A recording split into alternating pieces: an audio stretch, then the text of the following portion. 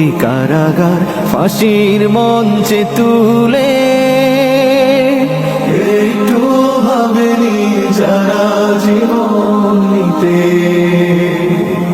ভয় ভীতি কারাগার ফাঁসির মঞ্চে তুলে একটু ভাবেনি যারা জীবন নিতে। তারা জানে না তো শাহাদাত অমীয় সুধা, কোটি প্রাণ বিপাসিত জীবন দিতে, কোটি প্রাণ বিপাসিত জীবন দিতে। তারা আল্লাহর জমিনে আল্লাহর দিন ছাড়া মন গড়া কারো বিধান মানে না। তিমির তুফান আব্দুল হাকিম সাহেবকে মনোনীত করেছেন।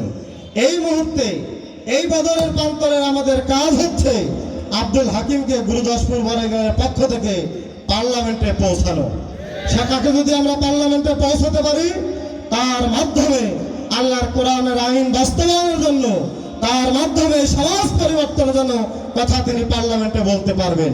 তাই আসুন ঐক্যবদ্ধভাবে এক হয়ে আমরা আল্লাহর দিন প্রতিষ্ঠার জন্য মাওলানা আব্দুল হাকিম সাহেবকে এমপি করে বিজয়ের মালা পরিয়ে পার্লামেন্টে পৌঁছাবো ইনশাআল্লাহ। সকলের সুস্বাস্থ্য কামনা করে আমি আমার বক্তব্য সংক্ষিপ্ত